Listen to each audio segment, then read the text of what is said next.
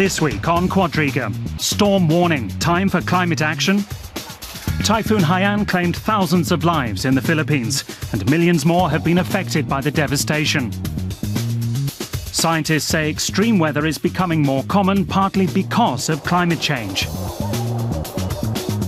Delegates in Warsaw this week for the UN climate conference are discussing ways to address the problem. But a universal climate agreement is a long way off, as countries disagree about who is responsible. Will the suffering in the Philippines give a new urgency to climate talks? And can the world unite around a plan of action? Your host this week, Ali Aslan. Hello and welcome to Quadriga. You wouldn't necessarily know by the weather in Berlin these days, but according to scientists, global warming is rapidly advancing, and the destruction that Typhoon Haiyan has caused in the Philippines has once again put global warming on the global agenda. And that is why we want to, here at Quadriga, want to take this opportunity to look at this discussion in depth with three experts who've been following this issue very closely. Welcome to Stefano Casertano is the international correspondent for the Italian newspaper Linkiesta. He has also been teaching energy policy at Potsdam University. Bauchmüller is a parliamentary correspondent for the German newspaper Süddeutsche Zeitung, where he writes primarily about energy and environmental issues. And Sabine Fuss, who's with the Mercator Research Institute on Global Commons and Climate Change, where she's heading the working group Resources and International Trade. Welcome to you all. Sabine Fuss, this tragedy that has occurred in the Philippines, Typhoon Haiyan, many thousands of people dead, the destruction that has been caused severe. The question now that is on everyone's mind, and the Philippine delegate in Warsaw at the International Climate Conference has appealed to the countries to take this issue very closely, because according to him, the link between Typhoon Haiyan and global warming is very much evident. Is it as clear-cut as the Philippine delegate is proclaiming to be? Well, probably you are referring also to the IPCC special report on extreme events that basically says that there is a lack of data to actually establish such relationships for the long-term trend of more intensive storms, and also for the increase in frequency. However, there is a lot of research going on at the moment, and it does point to the fact that there is an increase in storms of the stronger kind, and there, to be more precise, I mean categories 4 and 5. So, but if I understand you correctly, there is no way to verify that Typhoon Haiyan is a direct outcome, if you will, of global warming. Well, what the theory says is that as oceans warm, and this is something that we can measure and which is actually happening, if it meets colder temperatures at the surface, that creates preconditions that are favorable to cause storms. So there is some theoretical underpinning for that, but to tie an individual storm to that is, of course, more difficult. However, I think that to tie an extreme event to the climate change negotiations may be a little bit misleading, actually, because what we see is that even without extreme events, a warming world will have impacts that people will need to adapt to. And so I think there is a broader cause for the climate negotiations than than just one storm. So, Stefano, if I may interrupt you for a second, Stefano Casertano, would you also agree that it's too premature to link this one isolated incident to the overall issue of global warming? So what we can read, what we can see is that there might be some connection, but basically the reason for the disaster, the main culprit is not global warming. There are other problems. basically the region expanded a lot in the 90s. And the 90s was also a period of more calm meteorological conditions. So people could settle in places that are more at risk. Nowadays, when we see that there is this phenomenon of storms or even tsunamis, something that happen, earthquakes, people actually settle in these areas. And so that's the main reason of the disaster. Michael Bauchmüller, you've been following this issue very closely and for a very long time. And every time such an incident takes place, the whole world is up in arms and says, we need a global climate deal. Look at the destruction that is being caused. And then after a couple of days, after the issue goes away or other more pressing issues or, in the news break, it's pretty much forgotten, isn't it? This cycle of immediate and short-lived outrage followed by indifference. Yeah, that's right. And this is a funny coincidence that just happened at the start of these climate talks in Warsaw. And there's also a coincidence to the matter which is in Warsaw, loss and damage. As you said, we see many cases of loss and damage where people lost all they have due to weather or climate conditions. You never know if it's weather or climate. But what we see is there's a growing population worldwide. There's a growing population in these high-risk areas in coastal stripes. And there's a rising sea level. So everything put together will show us we have losses and damages. And so maybe this will also bring the delegates in Warsaw to a solution on this issue. To the uneducated person such as myself, it seems to me that with with the typhoon Haiyan, Hurricane Sandy, Hurricane Katrina in New Orleans, it seems that these kind of very explosive and powerful typhoons and hurricanes are taking place on a much higher frequency, or is it just my impression? No, I think it's more frequent. Yeah. And you have the floods in Germany as well in summer. You have a drought in Australia, and all these things happening. Yes, much more often. But Sabine Fuss, in history, we've had typhoons and we've had hurricanes before, surely. This is not necessarily a new phenomenon, environmental issues. Are we making too big of a deal of it, or do we just have to accept as human race that these kind of phenomena will just take place? Well, on the one hand, satellite data don't go back that far that we could conclusively say something about that. On the other hand, as Mr. Bauchmüller also mentioned, there are a lot of things that we can measure, and sea levels have been rising.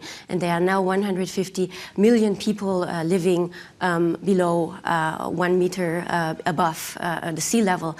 And this is something that aggravates, of course, the impact of such storms. You have storm surges, flooding, and all the impacts that go along with it. And on top of this, even if we cannot tie climate change conclusively to an increase in the frequency of storms, even a storm that is not as strong can cause and wreak havoc actually on people that are typically living in those latitudes where infrastructure and buildings might be particularly vulnerable.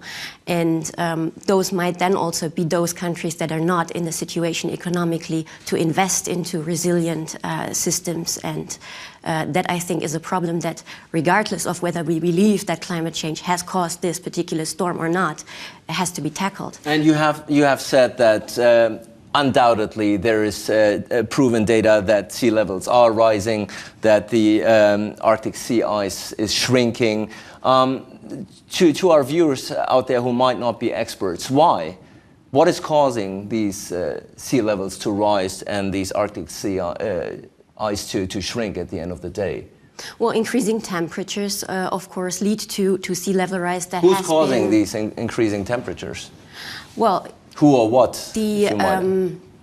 Increasing concentrations of greenhouse gases, and that is actually not only CO2 but also methane and so on, in the atmosphere, are actually what is currently also in the new IPCC results named as the major driver. So it is man-made, behind. if I understand you correctly. It is yes, man-made. there are other factors, but by now scientific certainty has advanced to a level where anthropogenic climate change is. Stefano Casertano, we all remember the 2009 climate talks in Copenhagen, which ended in a stalemate.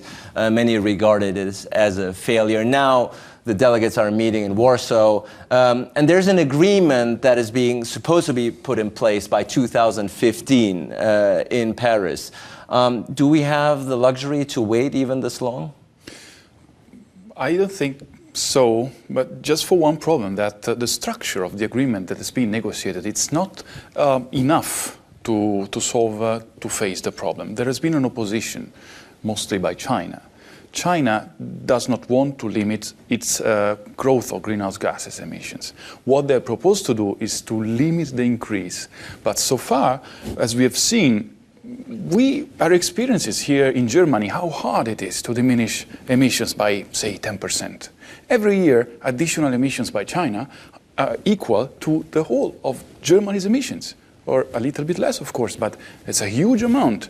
So unless the West or the international community helps these growing economies to follow a more sustainable pattern of development, we won't see any improvement. And I'm saying the role of China is not to replicate the growth model of the West of 2 centuries ago on a larger scale.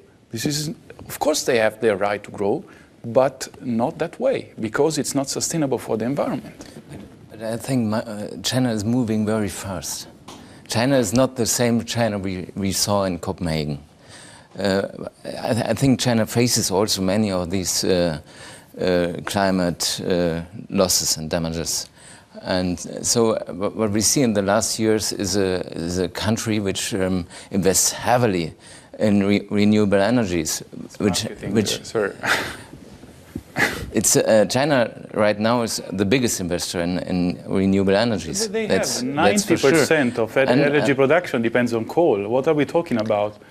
90% on coal. And China and the US in the last year stopped the increase of carbon emissions. So it's shale gas, it's the effect of shale gas in the US, that's for sure, but there's also a rising efficiency in China. So we shouldn't judge too fast about China. No, we should judge even faster. It's a country that every 2 weeks opens a new coal plant. Actually, it's 2 new coal plants per week. That bases 85% of its energy and more than 90% of its electricity on coal production. And coal also with low efficiency plants. So what I'm saying is that I'm very happy they have a renewable industry so they can sell products to the West. But the big thing for China is substituting coal for gas. First thing to do. They're trying to do it interconnected with Turkmenistan, as we know, and this is a very useful moment. But so far, the emissions of these 300 million Chinese people belonging to the industrialized part of China is uncomparable to the West. It's much higher. So that's what I'm saying. Hopefully, as you're right, I'm saying, I agree with you, hopefully this investment will turn the Chinese model towards a better model. But so far, it's coal all the way. Sabine Fuss, is it fair to blame the stalemates and the lack of advancement as far as the global climate agreement is concerned on China? Well, to a certain degree, I actually agree with Mr. Bauchmüller that we should be cautious to judge too fast on China, because actually things are moving there, that's for sure. I do think that it is an issue, though, and I think that has basically caused this stalemate, is that country perceive climate change negotiations as something where they might be misused by free riders, where they are afraid that costs will be not justly distributed and so on.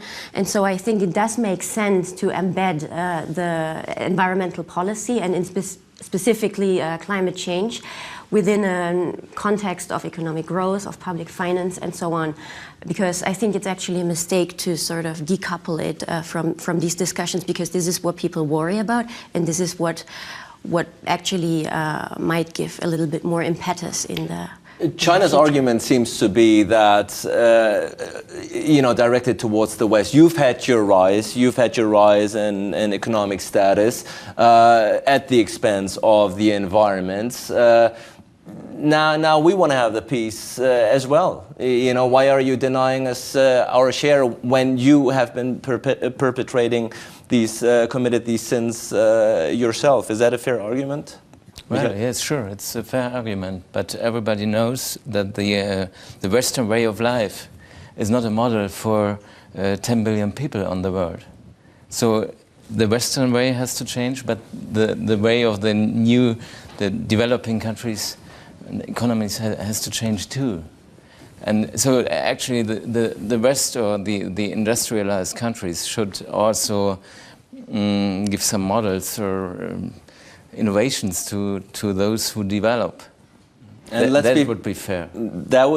And another thing that would be fair, I suppose, is also to look at the United States, another very pivotal, crucial country here when it comes to the global climate discourse. Many people pinned their hopes on Barack Obama for him to take this issue very closely. He seems to have put all his political capital, if you will, on the healthcare reform. Can we expect anything during the Obama presidency to come out of the US that will make a global climate deal possible? Stefano Casertano? I believe that there have been some improvements, as you correctly mentioned, of course, that the impact of shale gas. Gas is, compared to coal, less carbon intensive. So produces the same amount of energy or electricity or whatever with less emissions. This has solved, paradoxically, the climate issue for the second mandate of Obama. And also the fact is that shale gas is cheap. The head of Exxon, the oil company, Rex Tillerson, said, "We are losing our shirts on shale gas because it's become so cheap they don't know what to do with it." Renewables investment are expensive, and most of the state funds issued and to renewable companies have not returned. So this company went bankrupt. It has been a problem. And so cheap energy is sustaining the US recovery. It's growing. The economy is performing quite well. We have some problems with unemployment, but it's actually performing better than Europe. And so I think that renewable energy and climate deals will stay on the side for a while until the general economic situation has stabilized. And please. Well, yeah, actually, I would say that he is right, and that we actually might not be able to, to afford to wait so long for a particular individual or region or country to step forth and take the lead. So I think it is actually good if we already at regional or national level can look for options to act now, rather than waiting for a big breakthrough in the stalemate. And that's also in accordance with what you said before, of course. Yeah. Michael Bauchmüller, you think Germany can play a leading role here as far as being an example on how to move forward from here as far as renewable energy is concerned and so on and so forth? Yes, I think Germany can. But I don't know if Germany will play an important role in that. We need alliances of those countries who want to do more on climate. And Germany could play an important role through the energy transition, for instance, which could also be a big export model. But I do not know yet if the coalition which right now negotiates will take these steps. But there seems to be increasing doubt also among the public whether Germany may have jumped the gun here. After Fukushima, Chancellor Merkel has changed her position so drastically that she is now abandoning all reliance on atomic energy, and she wants to focus exclusively and entirely on renewable energy. Is this something, has Chancellor Merkel jumped the gun here?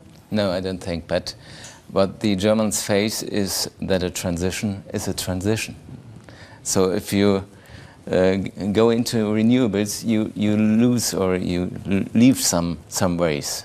And right today we heard about the big energy utility RWE, which will lose 6,000 employees. by that. And on the other hand, we see a very fast rising new branch of renewables. But right now, as you said, we are, in my view, too much discussing about costs and too little about investments. Stefano Casertano, are we, meaning the citizens, the consumers, are we to blame at the end of the day why no deal has been reached? Because we want renewable energy, we want cleaner, healthier way of living, but if it costs us more at the end of the day, then people are up in arms. They're saying, well, you know, I didn't know it was going to cost me this much to get rid of coal and so on and so forth. So is this inconsequential on the part of the people? Partially. I would say the main issue to discuss about is how have these funds being located? So how are they still being distributed? And I'm saying the almost absolute focus on installation of technologies that are still in a relatively early stage of development has not been possibly the proper solution. Only 2% of the profits of photovoltaic companies is invested in research and development. And I'm talking about 2% of the profits, not even of the revenue. This means that almost all the money goes to install panels or windmills. Using a larger proportion of this money to sustain research and development of these technologies would have been advisable, possibly, and maybe start with installation some 10 years later. Of course, installing technologies, you've had the so-called process innovation. So installing has become cheaper, but that's not what all we needed. We needed also something more. I see much more improvements as you do. I see that solar power is now installed in Germany for 8 to 9 euro cent per kilowatt hour, which is quite cheap compared to the 52 euro cent we had just 5 or 6 years ago. So the process was very inefficient, was very costly for Germany. As we see right now, about 20 billion euro every year. But most of that is historic. So we are paying for those high revenues we spent in the past, and see now the improvements in solar technology and in wind technology as well. So if the world now can afford renewable energies, this is also paid by German electricity consumers. What I'm saying, I think this is very important. There is a misconception of energy. Renewable energy is not a substitute for nuclear energy. They do two different jobs. Nuclear works night and day. I'm not a fan of nuclear, but this is a fact. Nuclear works night and day. Sun makes panels work when there is a sun. Otherwise, they don't work. And so the substitute is this base load of nuclear energy.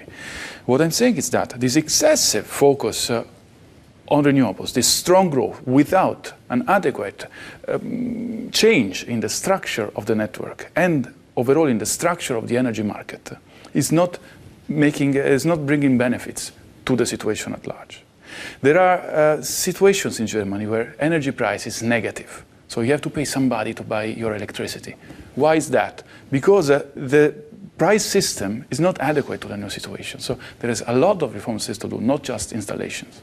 It's also because there is no storage for energy. I think this is the major problem we right now face. And I don't think that you can run nuclear utilities and renewables at the same time for a long period, because base load is not compatible with the very volatile renewable energies. So you have to decide this or that. No, this is done by gas. And I'm saying gas plants installed in the last 20 years have a break-even point. So they start to be profitable after a production of at least 6,000 hours per year. 1 year is about 8,200 hours. They are running at between 2,000 and 3,000 hours. So less than half the capacity they have been planned for to be profitable. Yeah. What's going to happen? They're going to switch off these plants. They're going to close them down.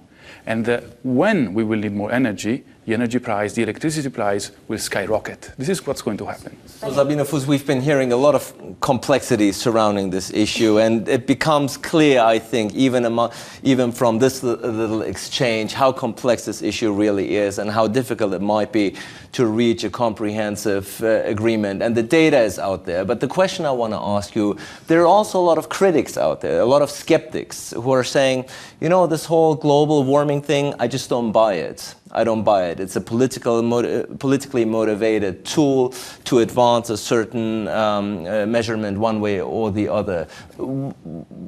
How do you explain these skeptics? How do you explain these skeptics that are vis-à-vis the global climate discourse?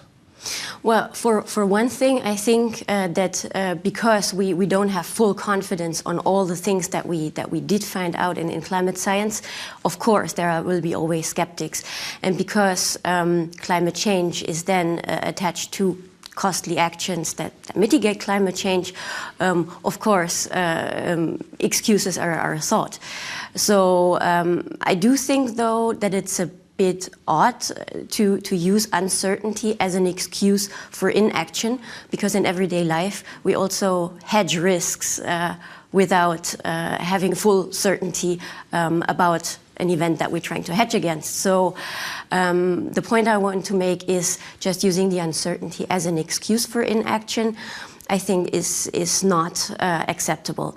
On the other hand, there are a lot of things that we are almost certain about or relatively certain of, and these are the things, we've discussed this in the beginning, that we should act upon. And then coming maybe from the scientific level a little bit more to the ethical discussion, as I said before, people that are being hit by these things, no matter whether they were caused by climate change or not, are in need of help. And if we feel that we need to do something about the situation, then that's of course just unattached and isolated from the climate scientific debate, a different issue. And the skeptics, they will always be out there at the end of the day, whether it's in the United States or even here in Germany at times. But this is what we do know about the climate discourse. Let's have a quick look. Global carbon dioxide emissions are still on the rise, in spite of all the talk about reversing that trend. Energy production accounts for almost a third of the problem. Many countries still rely on fossil fuels, including Germany, which already produces a quarter of its energy from renewable sources. Another major reason for greenhouse gas emissions is carbon-intensive industries such as steel production.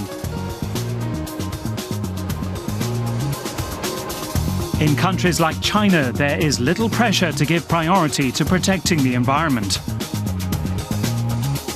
Experts say temperature rises should be capped at 2 degrees by 2020 to avoid disastrous climate change. But if humanity does not drastically reduce the amount of carbon dioxide going into the atmosphere, that target will not be achieved. Well, Michael Bauchmüller, we just saw some facts and also highlighting the urgency of this issue. My question would be, why does this issue only get the attention when something like Typhoon Haiyan takes place? It seems to be one of the most pivotal, if not crucial, subject matters that we politicians and citizens ought to talk about on a daily basis, yet we don't. Yeah. Why do you think that is? Well, I think we could get crazy if we think every day about that, what happens out there. And for sure, those events or those catastrophes put it every time back on our conscious what happens. So, well, yeah, it's fatal that we need catastrophes to do something, if something would happen. Yes. It's still not clear to me and perhaps to many out there how the urgency cannot be denied and doubted here about the subject matter. We need to do something. Human race needs to do something about the subject matter. You shouldn't forget that 195 countries nations have to be on the same pathway, and it's if you look in history, you never had a process where 195 nations tried to do the same thing, and which is also very important for different countries which are on a different stage and which try to develop in a different way. But it seems to me that eventually all 195 nations will have to bear the cost and pay the price for not acting. That's exactly, I think Michael brought up a very important point. If we compare the current situation with the onset of the Industrial Revolution at the end of the 18th century, the Industrial Revolution, the beginning was actually a problem, was ignited by a problem in scarcity of resources. So they had a problem with wood, and so they changed it for coal. That's how it started. Same thing that we're experiencing now. I mean, in 2000, the oil price was around $20 per barrel. Now it's decreasing. We are at 95 in the US, 93 actually, but it's still very expensive compared to a few years ago. So this is what actually might prompt countries to say we have to diversify our energy mix. The problem is, this might be something that, of course, inspires people to change, but inspiration comes at a cost, and the cost is crisis. Also, the Industrial Revolution at the beginning was a crisis of resources, and then there was a new technology. The same thing is happening now, a crisis of resources, and then comes a new technology. Hopefully, this new technology will not be shale gas or shale oil or nuclear, but hopefully will be renewables, and this is what countries have to focus on. Sabine Fuss? Yes, I think that one of the problems is also that in these latitudes we don't really feel the climate change impacts that much, and then if we see the pictures from the Philippines, it sort of makes us connect with something that was first geographically and also time-wise more removed from us.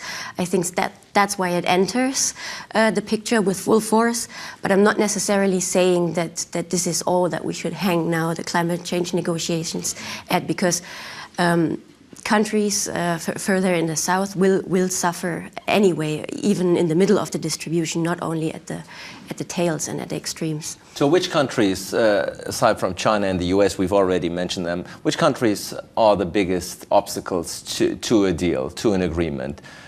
Who presents a stumbling block here at the end of the day? I think. Go ahead, please. Yes, sorry. I think it's a general stalemate. Countries being, in principle, willing to go, also making their participation contingent on other countries moving, countries that will not be moving, also developing countries that are rightly saying that they, with growing populations and increasing living standards, want to eat meat, drive cars, go on holiday.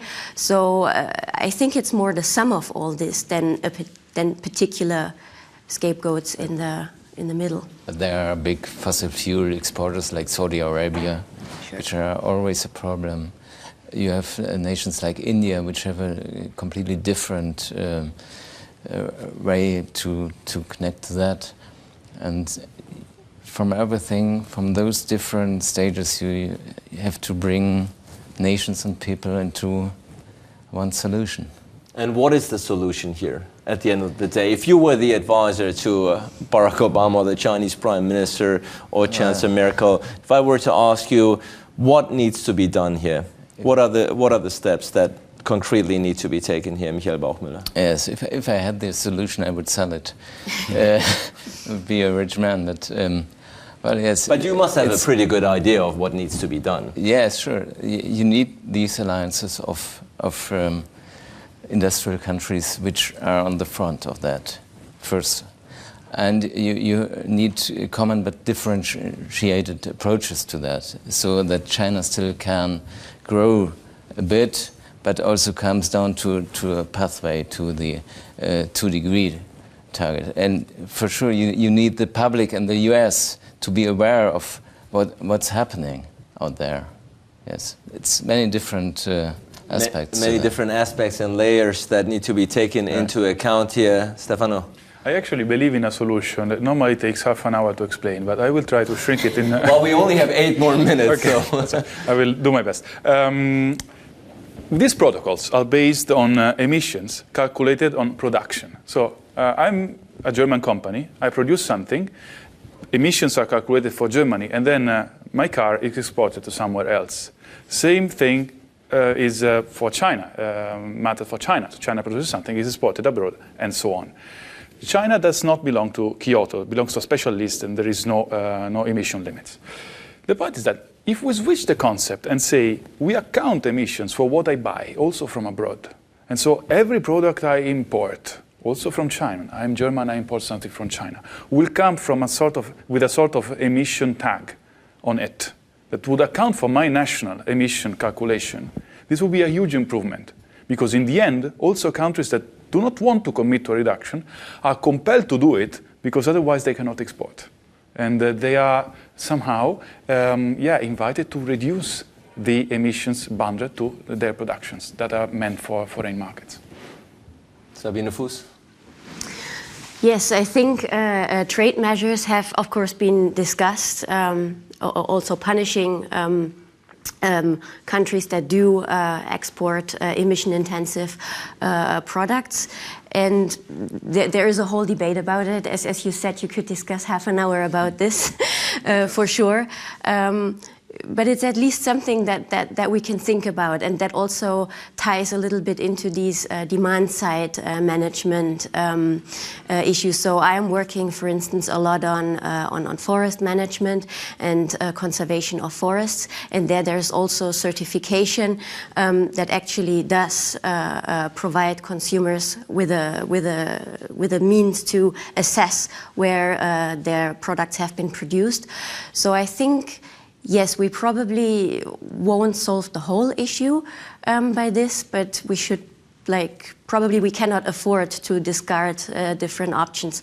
We have to both look at the supply side and the demand side. Would punishment work here to a certain degree? Would sanctions applied on sinning nations? Would that be an option, Michael Bauchmüller, or is it too hard to enforce at the end of the day? Sure, this must be part of an agreement. You need to measure, and you need to have any measures to see if countries really do what they tell us to do. And I still want to believe in emission trading schemes, which we have in Europe. It doesn't work so well right now. But we also see China is introducing these schemes in different provinces. So maybe we see in future many more connected of these schemes, so we can trade with the certificates of emissions. Yeah. Countries have agreed to agree on a deal in the year 2015 in Paris. Stefano Casertano, what can we expect from this deal? Will it be too little, too late? What the IPCC, the report by this group belonging to the UN, claims that we might still be in time. I don't know what to expect concerning the quality of the agreement. It's a very complex agreement with a lot of companies, with a lot of countries, a lot of lobbies. We'll see. Let's hope for the best. That's all we can say. Sabine Fuss, please. I agree, and I would say that's why we also need to supplement or basically to start action at lower levels, at regional level, at national level, and that's why I'm glad that Mr. Bauchmüller also mentioned the trading scheme, the energy transition, and so on, because you may say what you want about the implementation, and you may have doubts about specific aspects and of how it's actually put to work. But I think we do need to develop some models and some schemes in order to maybe even provide a role model.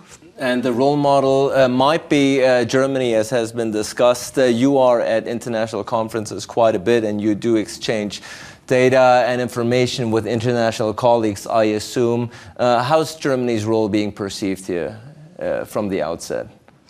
I would say that people look to Germany. Germany is perceived as a potential country that could set examples.